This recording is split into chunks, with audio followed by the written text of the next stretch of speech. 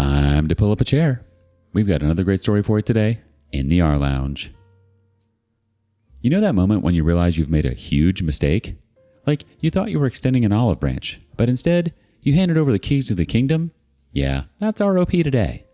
Today in the rLounge, when you give mother-in-law an inch, she takes the whole wedding. Mother-in-law claimed it's my son's wedding and altered my plans. I changed the venue and left her the bill of her vision. I feel so stupid right now. Mother-in-law issues. And no, not in the way you might think. Eric, 32 male, and I, 33 female, have been married together for 6 years. And just in 2 weeks, we're getting married. It should be a happy time. Instead, I'm dealing with a mother-in-law situation that I stupidly invited into my life. So, Eric comes from a broken home. His relationship with his mother, Martha, was ruined when he caught her cheating on his father. He was barely 8 or 9. Before you start guessing what he saw, let me clarify. He came home early from his friend's place and found his father's friend sneaking out of his parents' bedroom. He was traumatized and informed his father. It led to chaos and his parents got separated. During the custody battle, Eric chose to live with his father and Martha obliged, but she got the custody of his 3-year-old sister. Eric was deeply hurt to be separated from his sister. She was very dear to him, but he had to accept it as his father couldn't take care of both of them and his sister was not capable of living without Martha. And Eric was not willing to stay with Martha. Eric never forgave her. He saw her as the reason his family broke apart. Martha tried over the years to mend things, but he wanted nothing to do with her. She never accepted that she had cheated on her husband. Her explanation was that his friend came over to talk about something, and when he saw Eric, he panicked that Eric would take it differently and hence snuck out. Unfortunately, Eric saw that and misunderstood everything. Well, I'm no one to judge here. I don't know what the truth is, but Martha never got remarried. She claimed to never even date anyone after her divorce and remained single, raising her daughter, who grew up hating Eric for planting suspicions in their father's mind and separating them. Eric's father is also not a saint. A few years later to his divorce, he got remarried, had 3 children, and got busy raising them while neglecting Eric emotionally. Eric moved out as soon as he could and kept the conversation transactional until he graduated and got on his feet. They didn't even talk after his graduation day. So, yeah, both his parents have done a stellar job at making their son feel unwanted in different ways. Though Eric remained distant from Martha, she somehow kept a tab on his life. When we got engaged, she reached out to me, begging me to help her reconcile with him. She portrayed herself to be the mother whose son has misunderstood and abandoned her, but she was ready to take bullets for him. Guess what? I fell for it. I didn't convince or manipulate Eric into accepting her, but he himself has mellowed down over the years. He was a different person when we first met. I'm a student of psychology, and I believe everyone should take therapy whether or not they think they have issues. I introduced him to this world of meditation, yoga, and we both take regular therapy just like we take regular blood tests. I think that helped him a lot in shaping the kind of individual he became. He's kind and compassionate without an ounce of aggression. His therapy helped him process a lot. He started seeing his parents for who they were, flawed humans who made mistakes. So when I brought up that he should give one chance to his mother, he agreed. I arranged for their meeting and helped them correct and close the gap of 24 years. Martha was beyond grateful, thanked me profusely. When we started planning for the wedding, Eric said he would invite both his parents. His father said it up front that he won't be able to make it. Eric didn't take it personally. He was upset, but realized he wasn't his father's priority. Seeing his father's attitude, I want to believe that Martha cheated on him because he was an emotionally unavailable spouse. I mean, he was neglecting the son who helped him discover his wife's cheating, who kind of saved his life. Anyway, when Eric invited Martha, she cried and hugged him, saying that this was the best moment of her life, and she has been waiting for it for decades. A happy ending, right? Yeah, I thought so too. Then she asked if she could help with the wedding planning. She was so sweet and eager, and I figured, why not? Big freaking mistake. At first, it was small things. Tiny suggestions, little tweaks. You see, wedding in 30s is not the same as in the 20s. You have a demanding job and basically less energy to fuss about the wedding. So, I let it slide thinking she's taking it off my load and paying attention to details. Then, suddenly, she wasn't suggesting, she was deciding. She didn't like the flowers I picked, so she found a new vendor. She somehow convinced me that the color palette won't suit the background. I admit I wasn't so particular about my choice, but still she should check with me before making the changes. Then came the seating chart. She made adjustments because she thought certain people should sit together for better energy. Every single thing I had planned, she touched, changed, or improved. It actually bothered me when she commented that my wedding, I think it was supposed to say dress, was a little too modern. And then the next day bought me another one which she called a timeless alternative. I told her up front she was crossing the boundary and I was going to wear what I wanted and not what she thinks is appropriate. She immediately started apologizing, sobbing that she didn't mean to hurt me and that I was precious to her. She got so sorry about it that I started feeling sorry for being rude. There are a couple of more instances that happened, like altering the food menu and adding a dessert. Now, whenever I push back, she immediately folds into this apologetic, weepy mess. Didn't mean to upset you, just want to take off some load. And just like that, I'm struggling to have my wedding back. I regret letting her in. I regret giving her an inch because she took the whole dang thing. But what do I do now? If I lay down the law, I risk undoing all the progress Eric made with her. I don't want to ruin it. He's disheartened with his father's coldness. At least he should have a mother who genuinely loves him. It doesn't matter if she's desperate and weird, but if I let her keep going, I'll walk into a wedding that feels like it's hers and not mine. I don't know how to deal with this kind of passive-aggressive mother-in-law.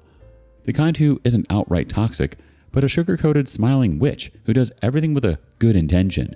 And I have 2 weeks to figure it out. Any advice? Oh boy, you thought you were getting a reformed, long-lost mother-in-law who just wanted a second chance. But what you actually got was a master manipulator who learned that crocodile tears are more effective than outright demands. The woman played the long game. She waited 24 years for a chance to swoop in, and now that she's got it... Update 1. Came out that Martha wasn't exactly how she was pretending to be. She's not the sweet and timid woman who was doing everything to win her son back. Instead, she's a controlling witch who wants to have her grip in our lives. She had been playing the long game, and I have been naive enough to let her in. As the wedding day came closer, she got on my nerves. The last straw was when she increased the guest list without even asking us. She invited her friends and relatives on our behalf and ballooned the count to 35. We wanted to have an intimate wedding with less than 10 people, just close friends and parents. She didn't even inform me about this. I only got to know this from the wedding planner. I immediately confronted her, and she was like, "It doesn't matter. The extra 20 people are on me." I was livid. It wasn't only about the money. It's about privacy. It was about our wishes being respected. I firmly told her we don't want an unnecessary crowd at our wedding. She tried to manipulate me, saying, "I want to witness my son's big day with my close people. It was my dream to see my son getting married. It's a huge deal for me." Apparently, Eric's sister categorized herself into a non-binary gender and has made it clear that marriage is not for her. So Martha's all hopes fell on Eric. I wanted to remind her that she should thank her stars for getting the invite in the first place, as her son was not keen on having her. But I controlled myself and said that it was our wedding and we got to decide what we wanted. To this, she had the audacity to reply, "It's my son's wedding too." I stared at her in disbelief. Really? A few weeks back, she was begging me to help her reconcile with her son, and when I helped her mend the fence, she became a different person, and I know the reason why. A week before all this, Eric had bought her flowers for Mother's Day, the first time he had ever done something like that. She was over the moon, wept, and convinced that this was her moment. She thought now that her son had started loving her and was letting her into his life, she could trample all over me. She thought she won her son back. I didn't argue with her further and went to Eric and spilled the beans. He didn't hesitate, called her immediately, and told her to uninvite everyone.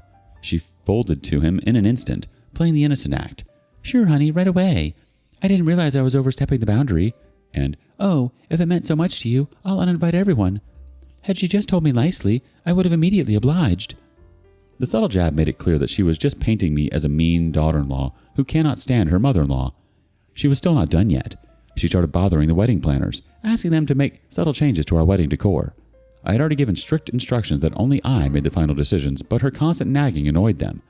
Then, just 4 days before the wedding, she fired them. The manager reached out to me, saying Martha walked down to their office to suggest some changes to the plan. When they didn't cooperate and insisted on taking instruction from me, she picked a fight with them for informing me about the change in the guest list, called them names as if they were her slaves. She fired them. She fought with them so badly that they gave her back the check that I paid as an advance. I panicked badly. I mean, how would I manage everything last minute? Before I could confront her, she called me. I asked her what the hell she did. She pacified me, saying she has got the advance back and has hired another planner who are much more professional and skilled than the previous ones, and she'll make sure that the wedding would be of my dreams. I gritted my teeth and hung up. I was so frustrated that I even wanted to cancel the wedding altogether, or maybe just get married in a city hall. I was at work when these things happened. I called up Eric and vented out. He suggested we rehire the agency and he would speak to Martha to stay out of it and attend the wedding just like any other guest would. In the evening, he picked me up and we went to the planner's office. They didn't have any kind words to describe Martha's behavior. Eric apologized on her behalf, but the guys were not ready to work with us again because of that witch. Then I dropped the surprise. I changed the venue. So my best friend inherited a beautiful house from her grandparents, which has a stunning patio overlooking a garden. It's serene and breathtaking. I asked her if we could use it for the wedding, and she happily agreed. We went ahead with my original plans of decor and food and discarded all the changes that Martha had suggested. Meanwhile, I let her plan the wedding of her dreams. She was happy to do it, thinking it would earn her points with Eric. I sent out last-minute invitations to my guests about the location change. My guests were close friends, my parents, and a couple of Eric's friends who had nothing to do with Martha, so she remained blissfully unaware that she would be stood up at her son's wedding. On the wedding day, we switched off our phones and soaked ourselves in enjoying our big day. The wedding turned out to be perfect, exactly how we wanted it, intimate and beautiful. No interference from Martha, no unnecessary crowd, just love and happiness. When we turned our phones back on the next day, there were over 50 missed calls, texts, and voicemails from Martha and some of the relatives she had invited, all fuming, demanding answers. Martha even came looking for us at our apartment, but we were off for our wedding and then for our honeymoon. Surprisingly, she directed the new wedding planner to me, asking for the payments. I was like, "Did I hire you?" She did. Ask her to pay. I don't know you. She wanted to alter my plans so she could bear it. I enjoyed my honeymoon in peace, knowing Martha had got the lesson of her life. She would have a hard time justifying her guests about her absence and then dealing with the financial burden of paying the planner. A week later, when we returned, she showed up at our door weeping. "How could you do this to me? What did I do wrong that I was ghosted this way?" Eric let her in. She started to rant. "It was so humiliating. Everyone questioned me. I kept telling them that you both are stuck somewhere. I made everyone wait until someone showed me your wedding pictures on Instagram. It was so painful to bear everyone's judgmental eyes. It was my dream to see my son get married." The funny part was, she said all this to me. I was like, "What did you expect me to do? You hijacked my wedding. It didn't feel like it was ours." She defended herself that she didn't mean it and was just helping me. She got passive-aggressive, blaming me for ruining everything. Eric stood up for me and said, "You screwed it up. Why did you poke your nose into everything? Why didn't you back off when she asked you to?" She stared at him in disbelief. Waterworks started again, and this guilt-tripping Eric. "I waited all my life for you, dreaming of seeing you get married. How could you let her ruin it?" Eric didn't hesitate and snapped at her.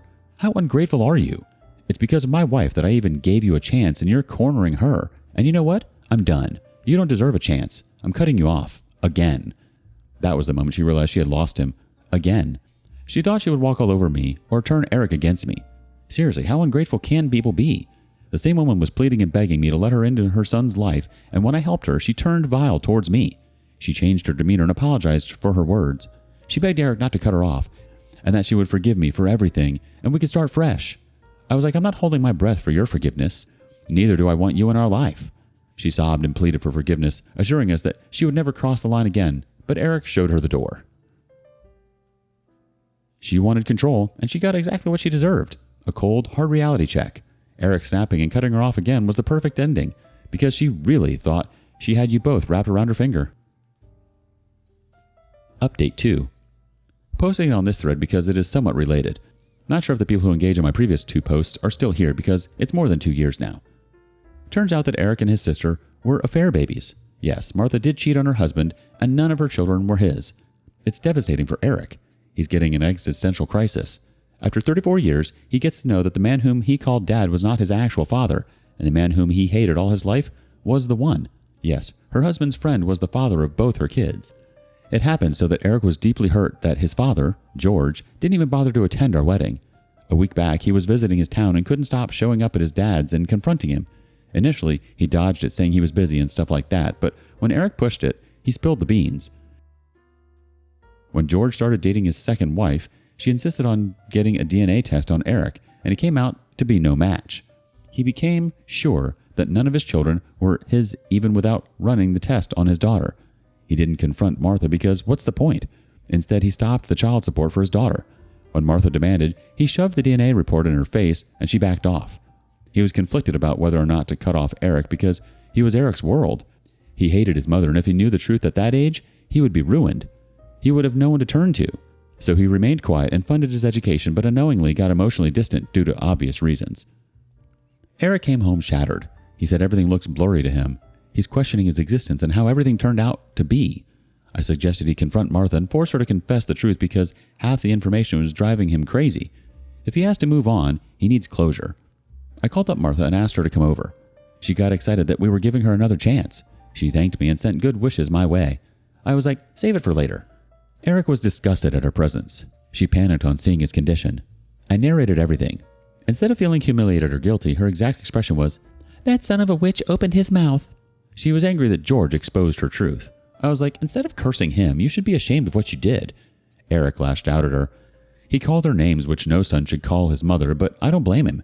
Not only did she cheat and destroy everything, she kept everyone in the dark and pretended to be innocent who was being misunderstood and wronged. How conveniently she told everyone that it was a misunderstanding. Just because her George chose to silently move on with his life, she painted herself as the victim. Even now, she was trying to turn it around on him, saying his second wife manipulated him into thinking this way.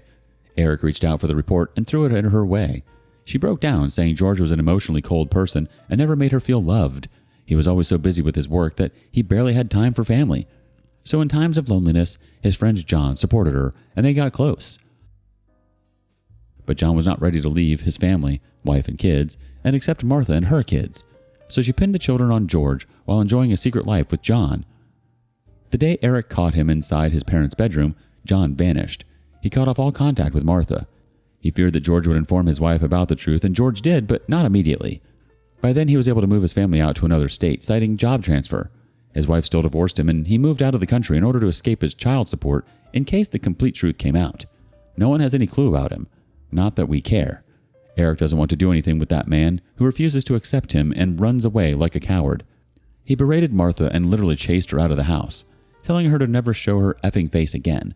He paid extra bucks to get an immediate appointment with his therapist because he badly needed one. I'm trying to be present and available for him in every way I could. He doesn't have a grudge for George as he still chose to fund his education despite the truth, but he was hurt that he'd hid it until now. He could have informed Eric once he was an adult. Eric feels betrayed, and I'm afraid he might have trust issues in every relationship. I just hope his murky past doesn't affect our marriage. P.S. All the names used in this post are made up. Martha's reaction is infuriating, but unfortunately not surprising. Instead of taking accountability, she immediately shifted the blame, trying to paint herself as the victim once again. The fact that her response was anger at being exposed rather than remorse for what she did speaks volumes about her character. I'm really glad Eric has you in his corner. Just remind him that he's not alone in this. He still has you, and that's something solid he can hold on to in the middle of all this chaos. What would you do? And thank you for joining us today in the rLounge. Be sure to like and subscribe and hit that notification bell so you don't miss out on our next video. Until next time. And please put your chair back where you found it.